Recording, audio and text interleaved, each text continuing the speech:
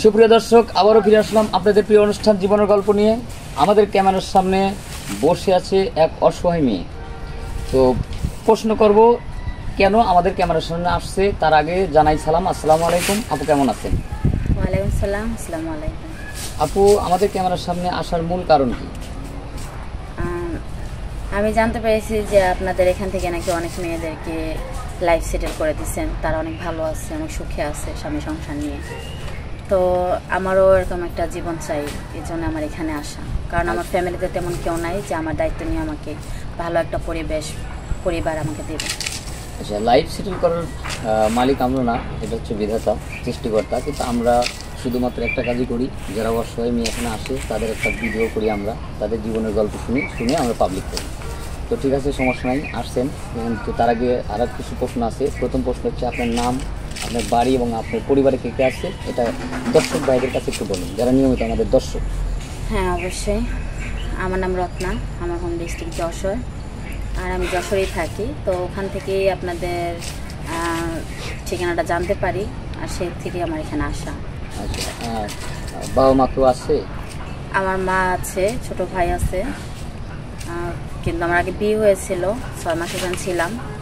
পরে অনেক চেষ্টা করেছিলাম তাকে ভালো করার জন্য, সে নেশাগ্রস্ত ছিল, এমনকি তার মেয়েদের প্রতি অনেকটা আকৃষ্ট ছিল। তো চেষ্টা করার পরও তা হয়নি। পরে আমি 1 বছর পরে আমার ফ্যামিলির মাধ্যমে আমি তাকে ডিভোর্স করে দেওয়া হয়েছে।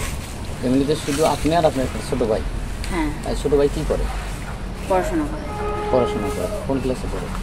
ক্লাস 4-এ পড়ে। আচ্ছা, এই খরচগুলি কে বহন করে, আপনার মা না আপনি?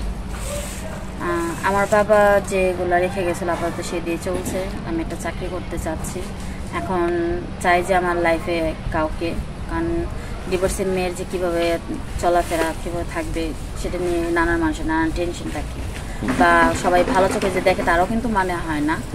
তো সেজন্য আমার একজন লাইফ পার্টনার দরকার। যদি সে আমাকে চাকরি করতে দেয় আমি করব, আর যদি বলে যে না, সে আমার সমস্ত দায়িত্ব পালন করতে পারবে, আমার পাশে থাকবে, আমার মা ছাড়া আমার ফ্যামিলিতে তেমন কেউ নেই। যদি আমার দেখা যায় আমার মার পাশে একটু দাঁড়াতে চায়, আমি সেটা নিয়ে কখনো জোর করব না। তাহলে আমি মনে করেন যে তার কথা মতোই আমি চলবো। আচ্ছা, কত বয়সে চাচ্ছেন?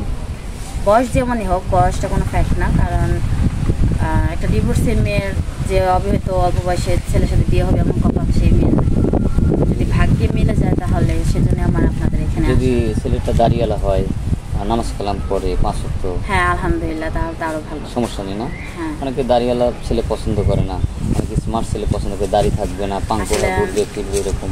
দাড়ি রাখাতে সুন্নত। আর আমি যে বলবো যে না আমি সব কিছুই পারি, সেটা কিন্তু না। তবে আমি যেটুকু না পারি সে শিখিয়ে দেবে, এরকমই আমি একজন নামাজ কালাম 5 ওয়াক্ত এরকম পরহেজগার মানুষ আছে। ধন্যবাদ। কোনো ফোন নম্বর আছে? অনেকে তো পাবলিক না, আমার ডিভোর্স হওয়ার পর থেকে আমি কোনো ফোন ইউজ করি না। কারণ একটা ডিভোর্সে মেয়ে এমনিই থাকতে অসুবিধা, তার মধ্যে যদি ফোন ইউজ করি, কারোর সাথে কথা বলি, তাহলে গ্রামে দেখা যায় না, মুখ দেখানো যায় না। আচ্ছা, ধন্যবাদ। তো কোনো ফোন নাম্বার নেই আপনার? তো ভিডিওটা পাবলিক হচ্ছে, দেশ থেকে আপনাকে ফোন দিবে। তো আমাদের স্ক্রিনে আমাদের ফোন নম্বর দেওয়া থাকবে। ম্যাডামের কোনো ফোন নম্বর নেই। কেউ অযথা ভিডিও কল দিবেন না, ব্লক মারতে বাধ্য হব, অডিও কল দিবেন। আর সেই সাথে সবারই শুভ কামনা করি, আর সবাই দীর্ঘ আয়ু কামনা করি। ভালো থাকবেন, সুস্থ থাকবেন, আল্লাহ হাফেজ।